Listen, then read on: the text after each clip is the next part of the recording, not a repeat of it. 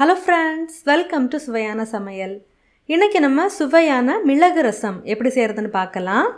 மிளகு ரசம் செய்கிறதுக்காக ஒரு பவுலில் 1.5 டேபிள் ஸ்பூன் மிளகு சேர்க்கலாம். கூடவே 1.5 டீஸ்பூன் சீரகம், 4 பல் பூண்டு, ஒரு கொத்து கருவேப்பிலை சேர்த்துக்கோங்க.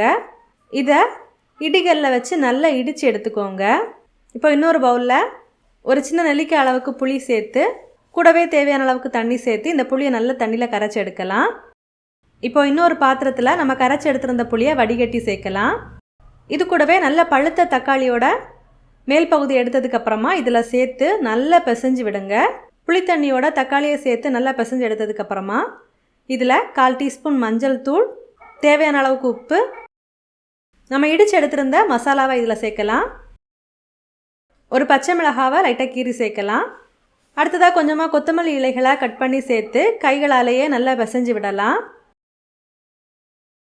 நல்லா பிசைஞ்சு எடுத்ததுக்கப்புறமா ரசத்துக்கு தேவையான அளவுக்கு தண்ணியை சேர்த்து நல்லா கலந்து உப்பு காரமெல்லாம் இருக்கான்னு செக் பண்ணிக்கோங்க. இப்போது ரசம் தாளிக்கிறதுக்கு ஒரு கடாயை சூடு பண்ணி தேங்காய் எண்ணெய், கடுகு பொரிஞ்சதுக்கப்புறமா ஒரு சின்ன துண்டு பெருங்காயம் பொரிஞ்சதுக்கப்புறமா காய்ந்த மிளகாய், கருவேப்பிலை சேர்த்து தாளித்து நம்ம ரெடி பண்ணி எடுத்துருக்கிறத நல்லா கலந்து விட்டதுக்கப்புறமா இதில் சேர்த்துக்கோங்க. இது லைட்டாக கொதி வர ஆரம்பித்தோடனே நம்ம ஸ்டவ் ஆஃப் பண்ணலாம். அவ்வளோதான், நம்மளோட சுவையான மிளகு ரசம் ரெடி ஆகிடுச்சு. நீங்களும் ட்ரை பண்ணி மறக்காமல் ஃபீட்பேக் ஷேர் பண்ணுங்கள். இந்த மாதிரி சுவையான ஒரு ரெசிபியோட நான் உங்களை சந்திக்கிறேன். அது வரைக்கும் சுவையாக சமைங்க, சுவையாக சாப்பிடுங்க. நன்றி.